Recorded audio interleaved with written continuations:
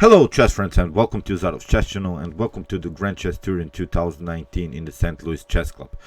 So after the shocking first round in which Magnus Carlsen lost the game against Ding Liren, there was no room for complaining, there was no room for mistakes anymore for the world champion.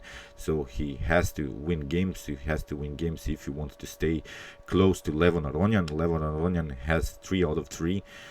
Great tournament for the Armenian Grandmaster so far. And today I wanted to show you the game from round 2 in which Richard Rapport was playing with the white pieces, as I said, against Magnus Carlsen with the black pieces.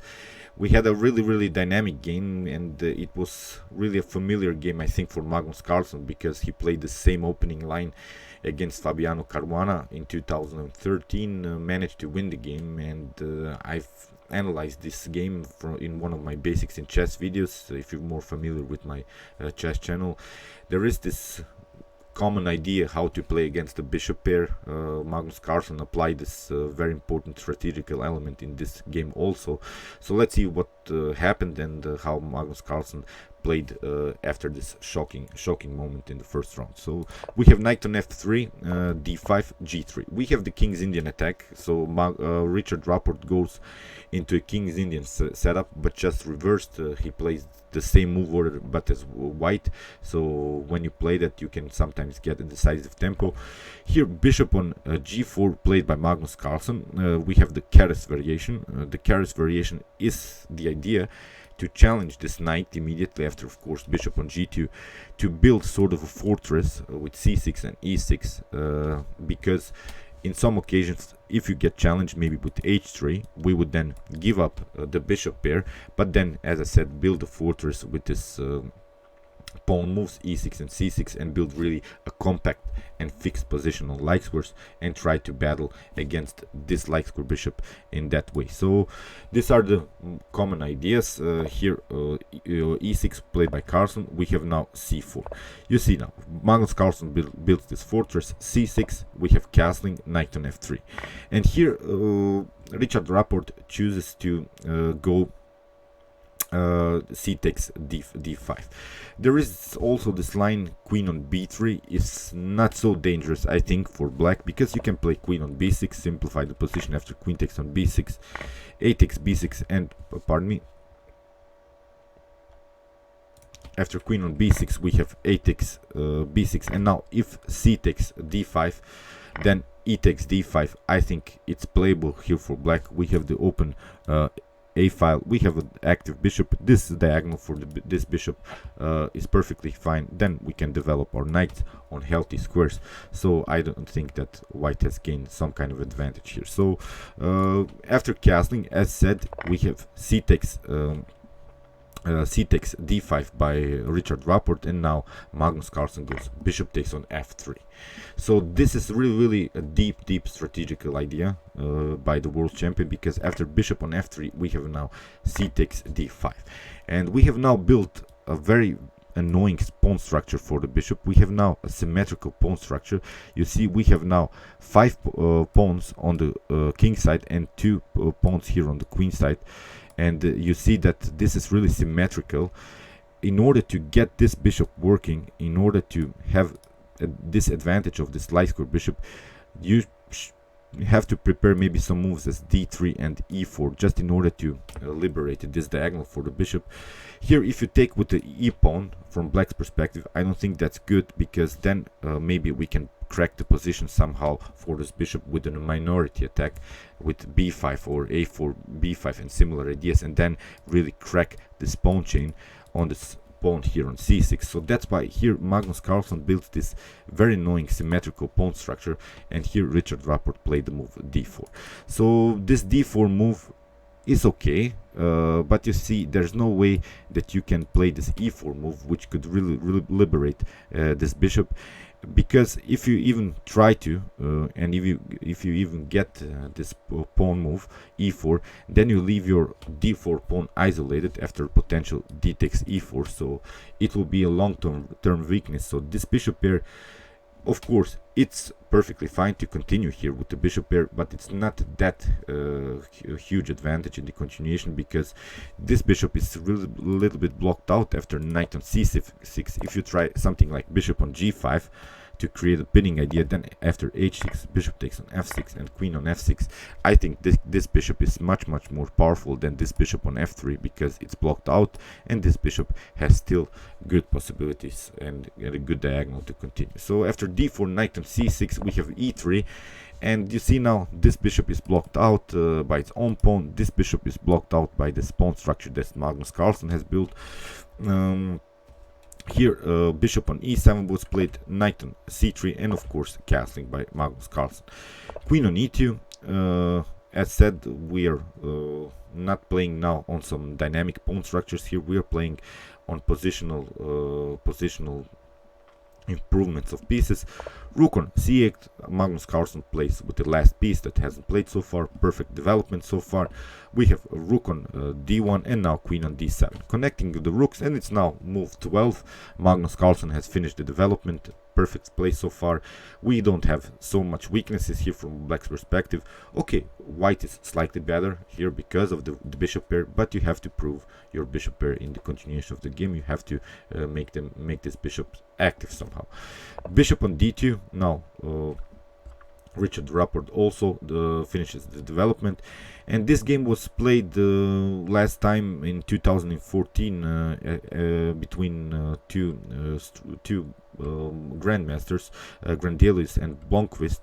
So we have now, well, maybe this game wasn't played in the top grandmaster level, but this continuation exists, so it was played once. And here Magnus Carlsen played rook on d8, and you see now we are just waiting a little bit here. We don't want to move here the a pawn or the b pawn, because we don't want to weaken the pawn structure somehow.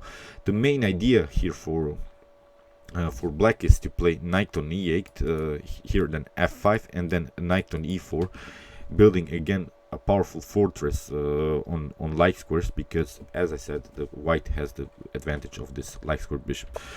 Bishop on e1, here knight on e8 as promised, here rook on c1, and now f5. We have bishop on g2, and of course knight on f6, trying really to fix this knight on this very important e4 square. If something takes, then we can recapture with the f pawn and then build a very powerful attack, because we would then have an open f5 for the rook. So knight on a4, of course, with the idea to try to fix the knight on c5 and create after potential bishop takes on c5, after maybe d takes c5, again sort of a mobile pawn structure. And of course Magnus Carlsen is not allowing this outpost of the knight, and that's why here Richard Rapport went back with the knight on c3. But now Magnus Carlsen tries the same thing, also trying an outpost on c4. So you see again some positional improvements of pieces. And here Richard Rapport, I think he made now inaccuracy, because maybe bishop on f1 would have been a better idea, to go maybe to trade off the queens on b5, and then really go actively with the bishop here on b5. Then this bishop would be active, but on another diagonal, and you have forced your opponent with this b6 move to weaken the like squares here. So that's why I think trading off queens is not it's not such a bad idea here, because then, as I said, you have the bishops working. You can maybe try some improvement of this bishop by bishop on f2, f3, f2, and then maybe try a pawn breakthrough with e4. But here Richard Rapport, as said, he played here knight on b1, which was an inaccuracy, and now knight on c4 played by Carlsen. Here rook on c2, we have g5, a very important move for Magnus Carlsen, preparing also g4, fixing even more the pawn structure on like squares, because as I said, we want to build this fortress against this like square bishop. Then this like square bishop would be really paralyzed. Rook from d to c1 was played, and now this moment g4, very important, because we have now really a fixed position here. There's no way the f3 doesn't bring you so much, because after g takes f3, after bishop takes on f3, we can play maybe king on h8, and then really have a very nice open G file, or we can even try to fix the position even more with H5. So you see, again, it's hard for you to make this bishop working on this diagonal. As I said, the main idea would be to bring this bishop to this diagonal into the game. So now finally Richard Rapport plays this move bishop on f1, but it's a little bit too late because Magnus Carlsen has closed this diagonal with this knight. Knight on e4 was played, and now b3. This is now, I think, also a little bit too late, because knight from c to d6 was played, and now you have fixed this e4 square even more. Here queen on a6 was played, and now Magnus Carlsen simplifies the position, releases the pressure on the c file. Here rook on c2 was played, and now king on f7. Very important move, because now Magnus Carlsen has played a compact position with all of his pieces. These pieces are really near to each other, they're really compact, so there are no tactical possibilities here for white. Now the king is protecting this bishop on e7. You see the importance of this move, how deep Magnus Carlsen's calculations were in this game. Here a4 was played by Richard Rapport. Now he finally wants to break the position somehow, because then this bishops would be active. But here h5 by Carlsen. He plays now on a very active flank attack on the king side. a5 was played, and now rook on b8. We have a takes b6, now rook takes on b6, and now queen on a2. Queen on b7. Now you see it was Magnus Carlsen who creates the attack on this queen side. Now we have a b3 weakness. If you try something like rook on b2 in order to protect this pawn, then you have knight on c4. It's very dangerous. Of course, you cannot take with the b pawn, because you lose the rook then. If you try bishop takes on c4, then d takes c4, and if you try to continue, then you see we have even an annoying move, knight on g5. If you try something like queen on c4, then knight on f3 would be very dangerous. After king on f1, you see you have rook on c6, dangerous stuff that Magnus Carlsen has prepared here. After queen on e2, you see rook on c1, and it would be game over here. So that's why here it was already a better position for black, because you have to leave this pawn, you have to lose this pawn. Here, that's why bishop on a5 was played. Now rook on b2. We have rook on c7 with a counter attack on the queen, but simply rook on queen on b8, staying on this very important battery on the b file. And now knight on d2 was played, which was now a mistake, but it was losing anyway. If you try even knight on c3, then we have knight takes on c3. After bishop takes on c3, again this very important move, rook on b1. Because then we have the spin on the rook and against this bishop. After queen on a7, that doesn't bring you so much, because then we have even queen on b5. You can even allow your opponent to take this bishop, because then here after king on f6 you don't have good checks anymore. Rook on f7 is of course not possible, because we can recapture with this knight on f7. You see how important it was for Magnus Carlsen to stay compact with his pieces, because the pieces were really protecting each other.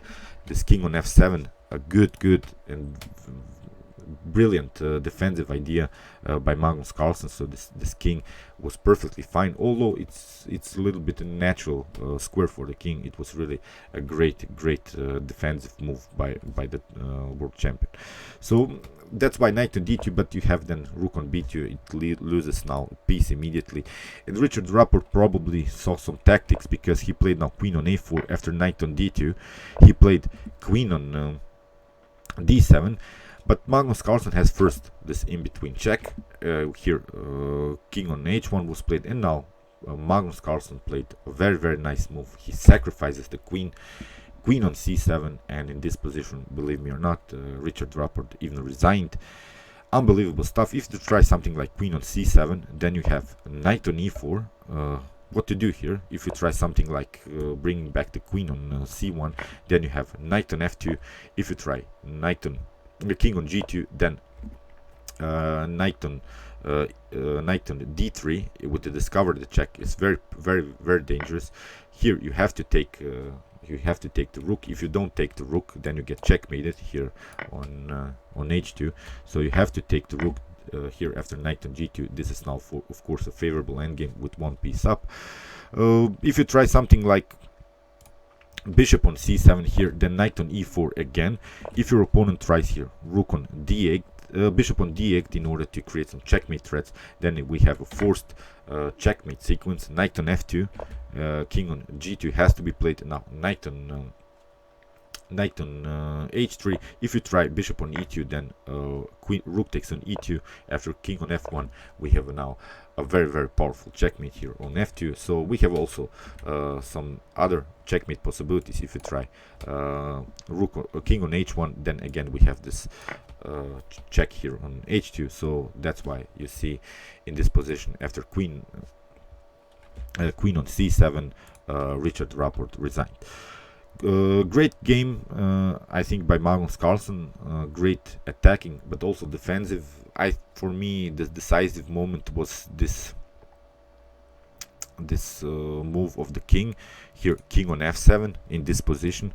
Magnus Carlsen realized some attacking possibilities by white on the c file, also combined with his bishops. So very important. He stayed active and compact here with his king on f7. You see the defense of this bishop was very important in the continuation of the game. So that's why he's the world champion and really the best chess player these days. Okay, I hope you enjoyed this video. I enjoyed this game a lot. It had good strategical elements of a chess game. Meanwhile, you can watch my promised chess game from round 1, in which Ding Liren managed to get a win against Magnus Carlsen, so you can check it out also. And meanwhile, you can watch my other commented chess games with some other games from other tournaments. And you can also subscribe to my channel if you like the content. Thanks you for watching, guys, and chess is the best, of course.